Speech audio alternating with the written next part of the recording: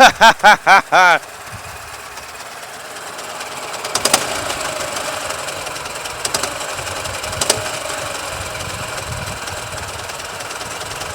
вот этот стук мне не нравится.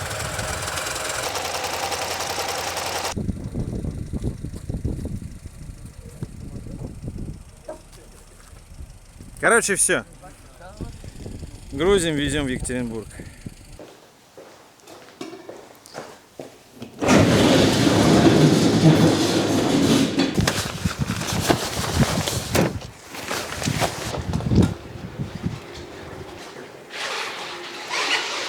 Ну что ж, друзья, прошло некоторое время, я в своей мастерской навел порядок после того, как отсюда съехала основная мастерская Урал Кастом. И сейчас готов заняться тем, чтобы посмотреть, а в чем же дело, что же такое произошло с этим мотором, что он напрочь расхотел нормально работать. Давайте скинем и посмотрим. Ну а помогать в разборке этого мотоцикла мне, конечно же, будет инструмент Stanco Import, который я использую уже больше полугода. И, слушайте, мне он реально очень нравится. Потому что вот сколько движков уже было собрано этим инструментом в нашей мастерской, он по-прежнему выглядит просто практически как новый. Хотя по нему видно прекрасно, что им работали и много работали. Вместе с тем все работает, просто превосходно. Трещотки крутятся, головки откручивают. В общем, действительно хороший качественный инструмент. И в свою мастерскую сейчас я буду покупать еще один такой же набор, потому что этот мне пришлось тайком в выходной день стырить из своей же мастерской. Надо будет завтра вернуть.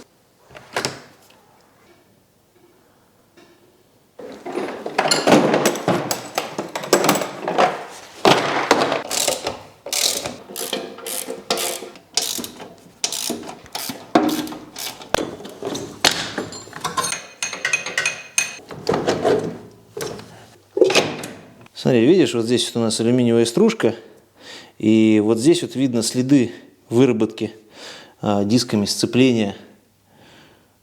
Интересно, то есть у нас коленвал по большому счету болтается еще не только вверх-вниз, но и вперед-назад. Ох, смотри, как его раздолбило-то, а?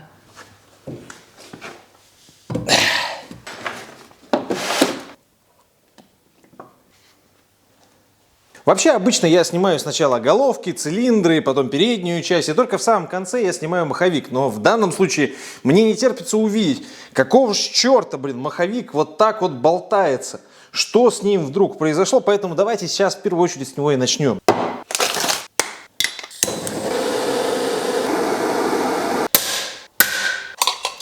Я, конечно, сейчас больше всего офигею, если кажется, что просто плохо затянут болт маховика, но вряд ли. Нет, он здесь хорошо сидит.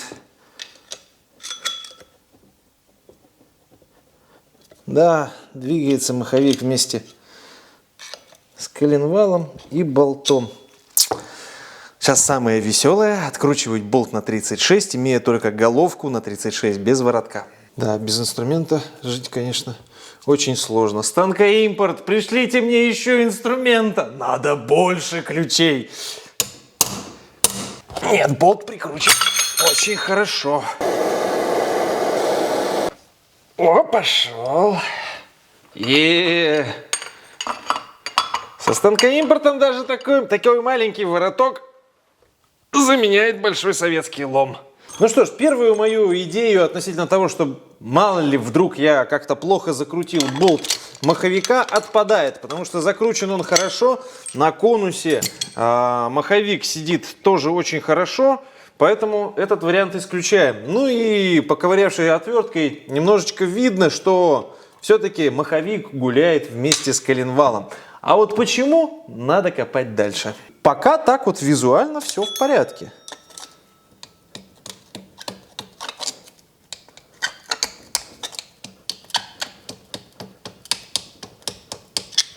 Да, он немножечко люфтит, гуляет, но подшипник не развалился. Ну, раз снятие маховика нам не прояснило никак задачу, тогда действуем по намеченной схеме. Снимаем головки, цилиндры, переднюю крышку, вынимаем коленвал и смотрим на подшипники.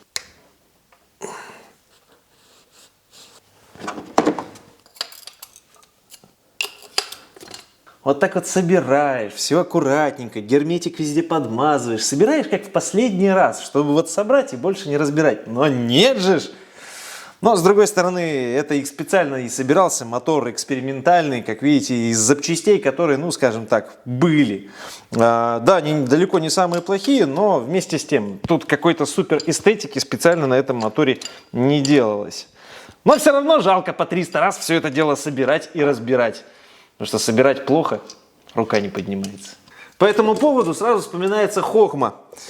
На что надеется оппозитчик, когда собирает весь мотор на красный фиксатор? Пишите ваш ответ в комментариях.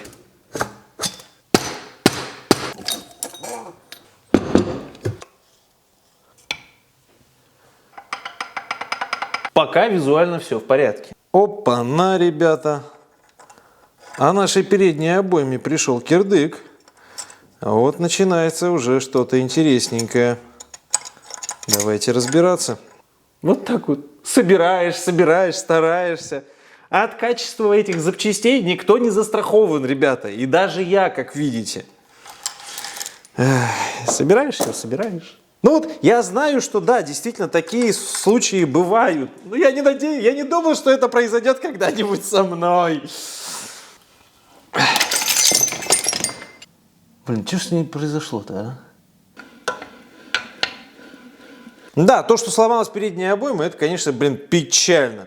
Но давайте разберем дальше. Может быть, есть какие-то причины, почему она сломалась. Может быть, найдем еще что-то. Вот просто все эксперименты, которые в этом моторе были, за исключением, может быть, роликового подшипника вместо бронзовой втулки, все наелось. Вот все, зажигание наелось. Коленвал наелся, блин. Что за фигня? Подшипник, ну подшипник, правда, живой. Подшипник живой. Скотина. Лучше бы ты сдох. Лучше бы это дело было в подшипнике, а не в коленвалу. Очень жаль. Очень жаль.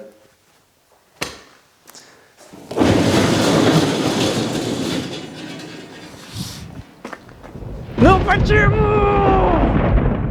Ну, короче говоря, ситуация не очень во всех смыслах. Подшипник живой. ГПЗшный подшипник, он здесь абсолютно в нормальном состоянии, не люфтит, не болтается и в принципе чувствует себя прекрасно. Он выжил, хотя я был полностью уверен, что проблема именно в нем. Но когда я снял заднюю опору, проблема стала очевидной. Обратите внимание на конус коленвала. И вот когда сейчас крутишь коленвал, все становится понятно. К сожалению, коленвал просто провернуло. И об этом свидетельствует вот эта вот часть. Сейчас. Видите, данное колено, оно было сварено, зашлифовано. Но вместе с тем видно, что его все-таки провернуло. Давайте сейчас снимем вот эту вот маслоуловитель. И я думаю, там сразу все станет понятно. Давайте снимем. Ну да, вот и все. Вот, собственно, и все. Коленвал, к сожалению, от нагрузки провернуло. И сварка не помогла. Судя по всему, то, что коленвал провернуло, запустило за собой целую цепь событий. Из того, что лежало на поверхности, это, скорее всего, коленвал начал восьмерить, соответственно, начал давить шестеренками на шестерню распредвала. Распредвал, в свою очередь, тоже начал гулять, встретился с датчиком зажигания, датчиком холла. Датчик обломился, и первое, что я увидел, это, конечно же, обломившуюся шторку. Начал все это дело исправлять, но, к сожалению, это желаемого эффекта не принесло.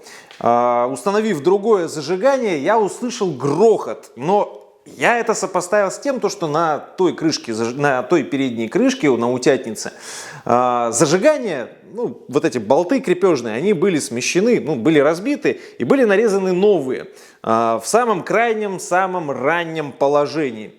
И я сопоставил то, что когда мотор завелся, видимо, это все гремит из-за того, что крайне раннее зажигание. Потому что на холостом вроде бы еще что-то как-то так более-менее, а вот когда газу даешь, там появляется стук и грохот. Удивительно, что это колено вообще в принципе не заклинило, мотор не клинанул, и он продолжал даже крутиться и как-то даже ехал, если помните.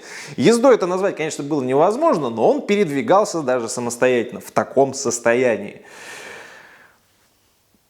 Шансов починить это в поле было 0. Поэтому мы все-таки правильно приняли решение, то, что отправили этот мотоцикл именно на трале обратно домой. Увы, эксперименты не всегда заканчиваются удачно. Но сейчас я уже знаю, что с этим делать. И, скорее всего, я буду сюда ставить коленвал от завода Поршень. Но это уже совсем другая история. На этом у меня сегодня, друзья, все. Спасибо, что смотрели это тяжелое для меня видео, потому что всегда тяжело видеть, как твоя техника, в которую ты вкладываешь столько души, к сожалению, дает сбои. Но я это делал сознательно. Я собирал сознательно экспериментальный мотор для того, чтобы посмотреть, что отхлебнет. К сожалению, все отхлебнуло гораздо раньше, чем я думал. Я надеялся хотя бы пару тысяч на этом моторе проехать. Но жизнь расставила все по своим местам. Спасибо, что смотрели. До скорой встречи. Всем пока. Но почему? За что?